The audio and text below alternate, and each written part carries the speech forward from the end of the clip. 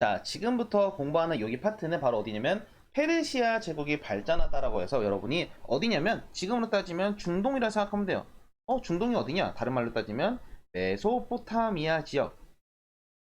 이 지역에서 어떻게 내용들이 문명들이 발전하게 나가고 우리가 소위 말하는 중동이라는 국가. 그래서 지도를 보게 되면 이 지역 있잖아. 항상 여기 지역을 중심으로 해서 여러분이 알아가도록 할 거니까 대표적인 키워드가 뭐냐면 이 중동 지역에는 여러분이 아마 자주 나오는 게 이 페르시아라는 글자가 자주 나올 겁니다.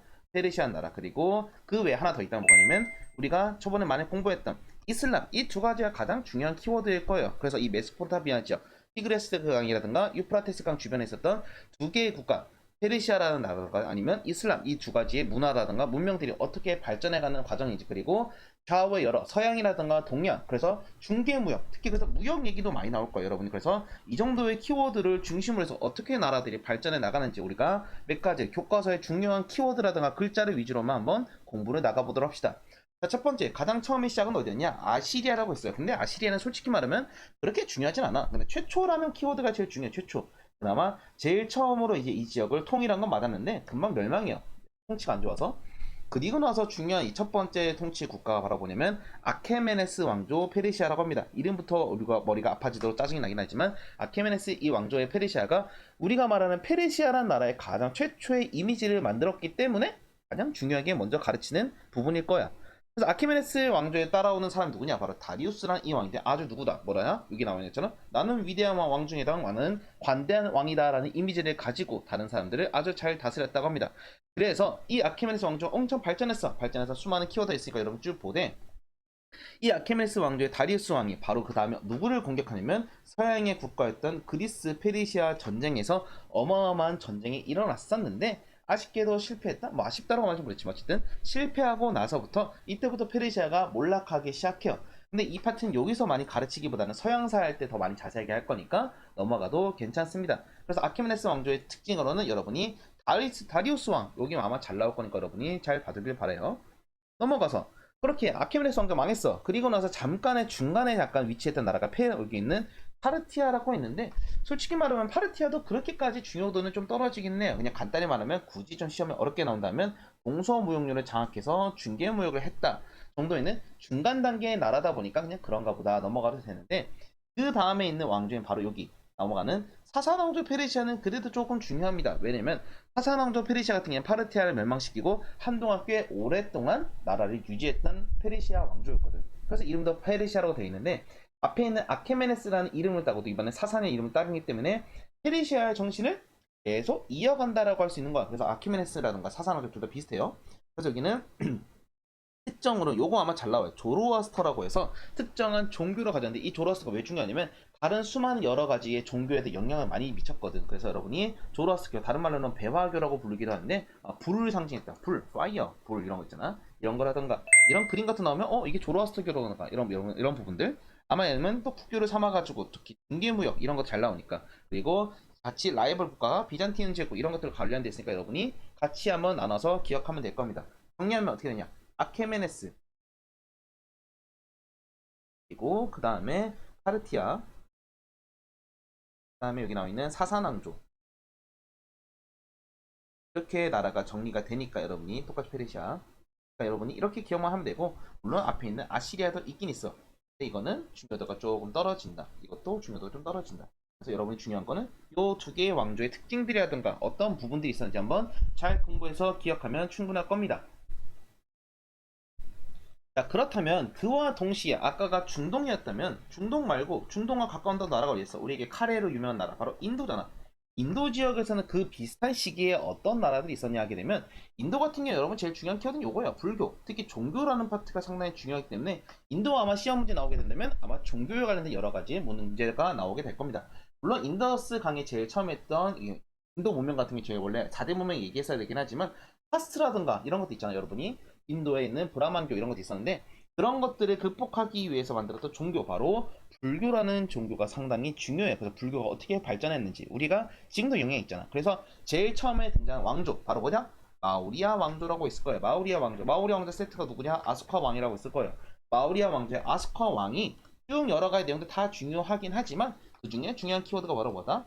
상자부 불교라고 합니다. 이게 뭐냐면 개인의 해탈 나 스스로가 부처가 되는 거야. 나 자기 스스로 덕이 높은 승려가 되는 가르침을 따르는 불교다. 이게 옆에 나와 있으니까 잘 읽어보길 바라고. 그러다 보니 아스카 왕 같은 경우에는 불교를 장려하기 위해서 다양한 물건들을 만들었어요. 그래서 지도에도 그러면 그림도 많이 다양하게 있는데 특징으로는 여기는 뭐 불돌기둥이라든가 석주 이런 거 있는데 정확히 말하면 불상은 없어. 이 당시는 아직까지 불상이란 개념은 없습니다. 불탑이라든가 사원 이런 것들을 많이 만들었던 건 많은데 우리가 말하는 부처님의 그런 이미지 되는 모습은 당시 아직까지는 등장하지 않았다는 게 가끔 심화적인 문제에 나오기 때문에 좀 알아두길 바라고. 그렇게 마우리아 왕조가 끝나고 나서 그 다음에 왕조가 누구냐면 쿠션 왕조. 쿠션 왕조 같은 경우에는 조금 더 불교가 다른 식으로 발전해요. 어떻게 발전하냐면 이번에는 우리가 개인의 해탈도 중요하지만 다른 사람도 같이 구제가 돼야 된다 해서 이걸 뭐라고 하냐면 대승불교랍니다. 많은 사람들 태워가는 거야. 대신 뭐 승려를 태워간다 이런 뜻인데 어쨌든 이 대승불교가 상당히 중요한 포인트고 가끔은 카니슈카 왕까지의 포인트로 같이 연결되니까 여러분이 그 사람 왕 연결해서 왕조하고 왕 연결해가지고 가끔 나오니까 잘 기억하길 바라고.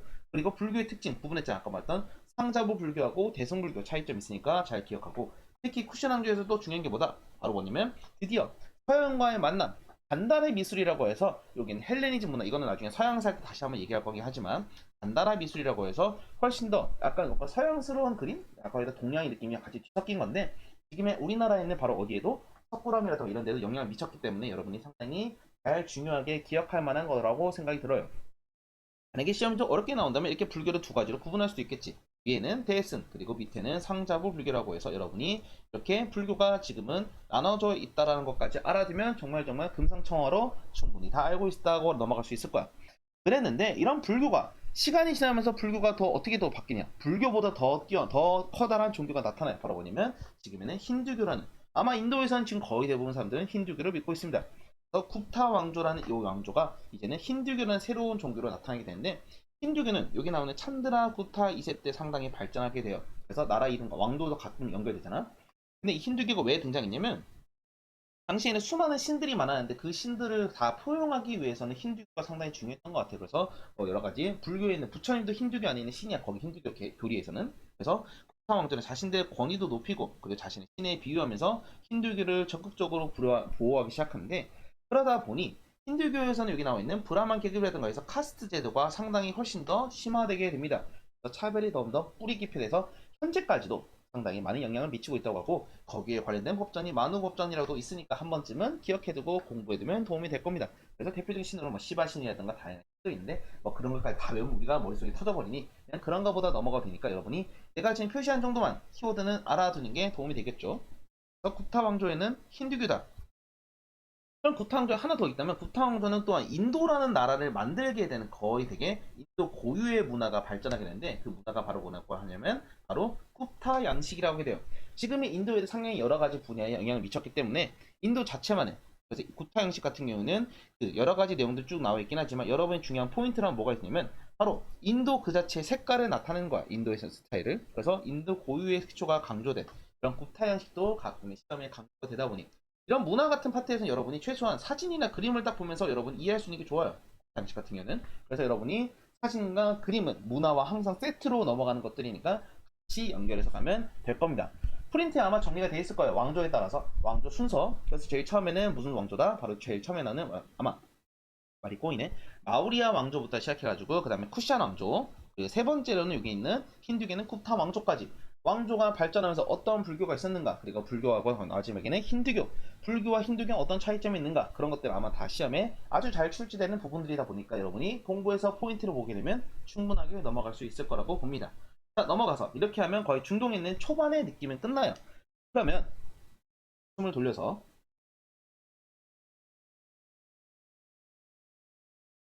자, 여기서부터는 다시 이슬람인데 중동에 아까 말했던 것처럼 페르시아라는 국가라든가 인도 이 두 가지가 같이 뒤섞이는 시기가 오게 됩니다. 바로 언제냐면 이슬람 문화라는 이 파트인데 이슬람 문화 파트는 교과서는 몇 페이지냐면 72페이지고 여기 나와 있는 특히 아라비아에서부터 변화가 시작돼요. 왜냐면 그 당시에 비잔티움 제국과 여러 국가들이 왔다 갔다 하는 무역 사이에서 여러 가지 대립이 발생하는 와중에 그 중에 중간에 어디죠? 바로 메디나와 메카라는 이 지역을 중심으로 해서 다양하게 상업이 상당히 발전되고 있어. 돈을 막 벌잖아. 돈을 막 벌게 되면 여러 가지 사람들 마음이 좀 아무래도 뒤숭숭할 때가 있나 봐요. 그래서 뭔가 종교라든가 여러 가지 부분 아니면 이익이라든가 귀족들이 차지하면서 빈부격차도 심해지고 부족 간의 싸움도 벌어지면서 여러 가지 사회 갈등이 막 벌어져서 사람이 힘들어. 힘들 때는 어디에 의지하냐? 그야말로 종교에 의지할 때가 많단 말이야. 하느님 도와주자 할 때 있잖아. 그런 것처럼 이제 종교가 발생하게 되는데 이 무함마드라는 사람이 드디어 종교를 만들어요. 지금 가장 세계에 많은 영향을 미치는 몇 대 종교 안에 들어갈 만한 큰 종교인 이슬람이라는 종교가. 그래서 이슬람이나 이 종교는 여러분이 발전하는 과정들 아마 초반의 모습들이 되면 메카라든가 메디나를 옮겼다는 그 지역에서 이거 헤지라라고 해서 이슬람의 시작이라는 원년에 되는 글자라든가 아니면 이슬람교의 특징들 이런 것들도 여러분이 알아두면 도움이 될 겁니다. 그렇게 해서 아라비아 왕조를 통일했어요. 아라비아 왕조를 통일하고 나서 아라비아 왕조 그리고 나서 주변에 있는 국가들 예를 들면 이때부터는 수많은 옆에 있는 주변 국가를 다 망가뜨려. 예를 들면 페르시아 없애. 페르시아도 없애고 인도에는 여러 국가들 잡다한 국가들도 없앨 정도로 상당히 엄청나게 커지게 되면서 이슬람 제국이 발전하게 되는데 교과서의 표가 괜히 있겠니? 교과서의 표는 항상 여러분에게 어떠한 시험의 소스가 되겠죠. 그래서 아라비아 왕조부터 시작해서 정통 칼리프라는 시대가 갔는데 정통 칼리프 시대에서 갑작스럽게 왕이 죽고 나서는 이때부터 왕조가 갈라지기 시작하는데 우마이야 왕조라고 해서 이때 우마이야 가문의 사람들이 왕조 올라오게 되는데 이것 때문에 뭐가 갈라지냐? 누가 정통이냐 나쁘냐 해서 여기 있는 수니파와 시아파가 싸우기도 합니다. 그 전까지는 이제 우마이야 왕조 시간에는 칼리프라고 해서 이제 자기의 뭐 쉽게 말하면 무함머드의 자손들이 쭉 이제 종교의 지도자와 정치의 군사 이걸 다 가지고 있는 특징을 가지고 있었는데 우마이야 가문이 되고 나서부터 사람들이 어떻게 생각하냐? 그건 잘못된 국가다 라는 사람도 있었고 하는 사람도 있었고 그래서 수니파와 시아파로 갈라져서 지금까지도 싸우고 있어요. 어쨌든 우마이 왕조의 때는 어마어마하게 땅을 넓혀가지고 최고의 영토를 차지했었는데 그리고 나서 이제 아랍인들을 차별하는 정책을 펼치다 보니 아랍인 우대 정책을 펼치니까 망해버려. 그래서 그 다음 왕조가 바로 뭐냐면 아바스 왕조인데 아바스 왕조 같은 경우에는 이때부터 상당히 이슬람이 좀 안정적인 상태에 펼쳐지게 됩니다. 그래서 바그다드란 이 도시가 세계적인 어마어마한 큰 도시로 발전하게 되고 3대 도시라고 불릴 정도로 거대하게 발전하게 돼요. 그래서 그 당시 때 아바스 왕조 때는 탈라스는 좀 중요하거든. 이건 중국대로 다시 한번 얘기하긴 하지만 아바스 왕조와 당과 싸워가지고 드디어 우리에게도 종이라는 것이 전 퍼지게 되는 큰 영향을 미치기도 합니다. 그렇게 잘 나가다가 아마 여러분 이런 지도 같은 것도 한 번쯤은 봐두면 도움이 될 거예요. 그러다가 여기 있는 아바스 왕조에서 누가 갑작스럽게 등장하냐면 저기 동방 지역에 있는 투르크라는 사람도 있어. 튀르크, 투르크 뭐 발음이 비슷하긴 한데 사람 쓰는 거에 따라서 다르게 공식 튀르크라고 합니다. 이 튀르크 사람들이 막 들어와서 여기 지역을 차지하다 보니 그 지역에는 이 사람들에게 하나의 새로운 자리를 줘요. 뭐라고 하냐면 아바스 왕조에서 술탄이라고 너네의 최고의 지배자를 만들어주고 기는 사람들이 셀주크 투르크 사람들이 막 이런 지역들을 쑥대어로 만든단 말이야. 그래서 어디까지 차지하냐면 바로 이 도시 예루살렘이라는 이 도시를 차지하게 되면서부터 아주 큰 스노우볼링이 굴러가게 되는데 바로 나중에 공부하게 되는 십자군 전쟁과도 관련이 있으니까 교과서 지도 같은 것도 표시해두면 도움이 되겠죠. 이런 식으로 해서 이슬람 왕조가 쭉 발전하게 되는데 이슬람 왕조는 그냥 발전만 중요한 게 아니에요. 왜냐면 이런 문화 같은 것도 지금 세계의 많은 부분에 영향을 미치고 있거든. 이슬람 상인은 거의 상인의 베스트 오브 베스트 가장 많은 중요한 산업들 중에 하나예요. 그래서 중개모로 중간에서 모든 것들을 왔다 갔다 하다 보니 동서교움의 중심이 되었다. 그래서 여러 가지 문화들을 발전시키는데 상당히 많은 영향을 미쳤다는 게 가장 중요한 내용들이었고 그러다 보니 이슬람 문화권이 형성되면서 지금의 이슬람이라는 나라가 만들어지고 이슬람의 주변에는 문화권을 가지게 된 여러 가지 영향들은 당연히 종교라든 모든 부분에서 기본 베이스에 깔려 쿠란이라든가 아라베스크 문이라든가 이런 다양한 것들 또는 수학이라든가 문학이라든가 과학 여러 가지 다 영향을 미치다 보니 그런 키워드를 중심도 하나씩 받으면 도움이 될 겁니다. 이런 아라베스크 무늬, 뭐 미너레, 돔 이런 것들도 이런 이슬람의 문화가 지금까지도 영향을 미치고 있다. 이렇게 하게 되면 이슬람 파트는 거의 끝나요. 그래서 여러분들이 다시 한번 내용을 좀 정리해보면 다음과 같아요. 다시 한번 메모장을 켜볼게. 자, 이슬람 파트. 이슬람은 두 가지로, 그러니까 이슬람 정확히 말하면 중동 지역을 두 가지로 구분해볼게요. 그래서 아까 말했던 중동이라는 지역과 인도라는 지역으로 구분해볼 때 중동 지역에는 아까 말했던 아케메네스부터 시작할게요. 페르시아, 그리고 여기 있는 두 번째 국가는 파르티아. 파르티아는 중에서 떨어지면 넘어가고, 그다음 세 번째로는 사사왕조 페르시아까지 쭉 넘어가고, 인도 같은 경우에서는 되게 불교에 발전했던 마우리아 왕조, 마우리아 왕조, 그리고 쿠시안 여기까지는 비슷했는데 점차 시간이 지나면서 그다음에 까먹었다. 그다음에 쿠타 왕조까지 여기까지는 비슷했는데 시간이 점차 흐르면서 뭘로 통일되면 이슬람이라는 키워드로 거의 비슷비슷해집니다. 그래서 이슬람이나 문화 제일 처음에는 무함마드라는 사람의 무함마드라는 사람이 이제 어떻게 하냐면 이제 중동 지역을 통일했어요. 그래서 무함마드가 아라비아를 통일하고 나서 그 다음에는 바로 어디냐면 이제 정통 칼리프 시대라고 해서 이제 여러 사람들이 쭉 넘어왔어. 근데 정통 칼리프 죽었단 말이야. 그 다음에는 우마이야 가문, 그 다음에는 아바스, 이렇게 해서 발전하게 되는데, 여러분이 아마 여기서 중요한 거라면 아무래도 우마이라든가 아바스 이런 것도 좀 중요하고, 여기 있는 마우리아, 쿠시안, 쿱타도 가끔 나오고, 아케네스, 사사왕족, 이 정도는 여러분들이 순서라든가 기준을 아마 알아가면서 공부하면 충분할 거라 봅니다. 그냥 공부하는 것이 아니라 여기 있는 나라가 발전하면서 어떠한 특징이 있었는지, 특히 중동과 인도는 뭐가 포인트냐면 바로 요거예요. 종교라는 게 상당히 중요하거든. 종교라는 키워드가 어떻게 발전하는지 과정들이 여러분이 공부하면 충분히 시험 문제 푸는데 다 여러분이 맞출 수 있을 거라 봅니다.